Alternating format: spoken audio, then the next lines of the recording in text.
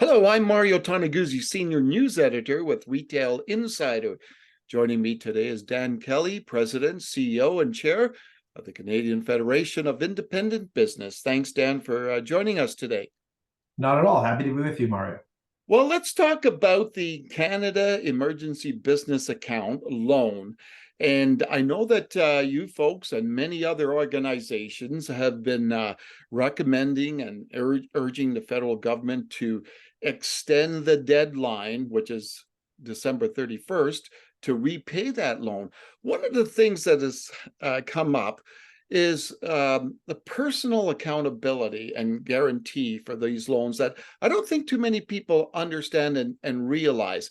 Can you explain what that is and what's going on there? Yeah, look, the loans that the business owners took out, if you flip back to the spring of 2020, business owners saw basically the shutdown of their businesses with lockdowns. We were, told it was a couple of weeks, perhaps a couple of months to flatten the curve. That just drifted on and on and on. Businesses needed to keep the lights on. They needed to try to keep people employed. They needed to try to continue to find new ways to serve customers, even in the face of lockdowns. And so many businesses took out the CEBA loan, the Canada Emergency Business Account loan, basically whipping through all the terms and conditions because they were desperate for some cash. This is a government-backed loan. The benefit was the original $40,000 loan. You got to keep 10,000 of it if you repaid the balance. But what I think a lot of business owners have discovered, of course, is that their businesses are not in a position to repay that loan right now. Their sales have just not returned to pre-pandemic levels. And then in pouring through the fine print, they realize that it's not just the business that's on the hook for the loan, but if the business defaults, they personally are on the hook for the loan because they've signed a personal guarantee in many of the CEBA loans that were offered across the country. I don't think it's a feature to all of the CEBA loans, to be fair, but certain banks did administer them differently. Sadly, personal guarantees are very common in small business. If you want to get some money out of the bank, you have to not just sign your business away, but your personal life away. And that could be your home, your personal assets, your savings. I mean, gosh, it could be anything. So big worries with half of small businesses still not back to pre-pandemic levels of sales, and worries about how 5 months from now business owners are going to be able to cough up the 40,000 in order to repay their chunk of the CEBA loan. Now, do you think, going back in time, if people were fully aware of what they were getting into, do you think they would have proceeded or just simply shut their doors down? It's hard to know. I don't have I'm not able to look back 100%. What I can tell you though is business owners were desperate at that moment, and they were looking to any lifeline that they could possibly find. Of course, were some helpful programs: the wage subsidy, the rent subsidy, the CEBA loan program, provincial supports. But even if they used all of the government support programs that were on offer at the time, our estimate is that covered only about a third of the losses that businesses encountered. But yes, many business owners that were trying to keep their business afloat with a couple of weeks to flatten the curve or a couple of months, when that ended up being 2 years of on and off restrictions, many business owners are saying, had I known then what I know now, I may have just cashed it in and said, forget it, the business is done. But look, what I worry about today is that there are a lot of businesses that remain viable if they can get their debt behind them. And so, with the personal guarantee, with the fact that these loans are sitting out there and the government has not indicated any potential delay to the repayment deadline, I worry that this is the moment where many business owners are going to say, I can't outrun the debt. My business may be viable if I had more time, but I've done everything I can to try to get this debt behind me, and I'm just not able at this moment to do that. So what are the consequences here? For business closes, but you're still on the hook for that amount of money. Do you see more personal bankruptcies taking place? Well, look, we're already seeing business bankruptcies tick up in Canada, and of course, with higher interest rates, we're starting to see that hit consumers too, with more consumer bankruptcies.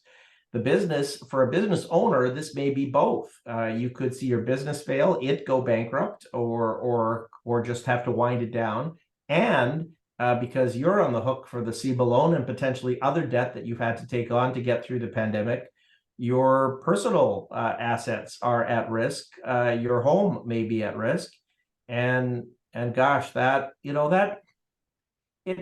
we've talked about this many times over the course of the pandemic. Like this, the financial ruin that many business owners have faced as a result of restrictions and through no fault of their own, just feel so deeply unfair. Remember, businesses were shut down not because they were bad businesses or doing anything wrong. Yeah. They were shut down. They were being asked to close their doors, in fact, forced to close their doors in order to protect society. So to impose these costs on the businesses and or the owners of those businesses just feels deeply unfair. Civil servants they weren't out a nickel a pay during the pandemic. Yet business owners lost their ability to earn an income through government edict. They should at the very least have better forms of compensation to get them through this hump. So I'm just curious, Dan, I know that you guys have kept track over the last couple of years about what percentage of businesses are back to normal sales. What are we at right now with that? Yeah, it's amazing that the numbers have been stubborn. They have not risen above 50% that report that they are back to pre-pandemic levels of sales. And look, there are some societal changes that have happened, and we're not, I'm not demanding that government say, okay, you know what, there's been more sales that have shifted online, away from some bricks and mortar retailers. So I'm not suggesting the government for the rest of history bails out businesses because the model has changed. What I am saying is that the costs that were imposed over the past 3 years due to on and off COVID restrictions, that should be covered in better ways. The ongoing societal changes that have happened, like working from home, that have caused a shift in spending patterns, online sales and ordering from restaurants. I mean, these are trends that the business, whether they like the change or not, they have to try to keep up with them. And the regular market will dictate which businesses succeed and which businesses fail. What I feel very strong about is that the pandemic restrictions that were put in place that removed a business's right to earn an income from the marketplace, they should not be on the hook for the extra costs that came as a result of that. Yeah. Now, you guys, as I said, petition out there, letters to the finance minister, a lot of lobbying, etc. What's your sense of what's going to happen? Here we are, in late August, and I am feeling like the ground is starting to shift. It's just whether it's going to be fast enough. I think that there is enough pressure. I've had calls from all sorts of politicians from every political party saying that they are sympathetic, they understand, in fact, and are endorsing a delay in the CEBA deadline. Just over the last few weeks, the Bloc Québécois came out first, the NDP second, and just this week, the Green Party joined publicly in calling for a delay in CEBA repayment. So we have 3 of the opposition parties doing that. Tories have, at the leadership level, many Tory MPs have reached out and are sympathetic, but the leadership of the Tories has not said anything on this file at all. And of course, while Liberal MPs, many of them are calling me, I had 2 calls this week from sympathetic Liberal MPs, senior MPs, but we haven't got Chrystia Freeland or the Prime Minister to put the green light on a CEBA delay. I feel like something's happening, though. Like, I do feel like there's a pathway to success here. Business owners really need to make their members of parliament aware of how big this is to them. I think that they may do something. I just hope they do it soon, because if they announce some sort of relief in November or December, perhaps as part of a fall economic statement, for many business owners, it'll already be too late. Business owners have to make plans now about how they're going to repay this loan or not.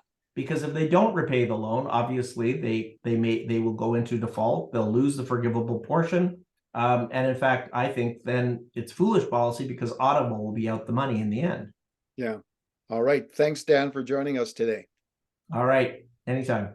All right. That was Dan Kelly, President, CEO, and Chair of the Canadian Federation of Independent Business. I'm Mario Toneguzzi, Senior News Editor of Retail Insider. Thanks for joining us today.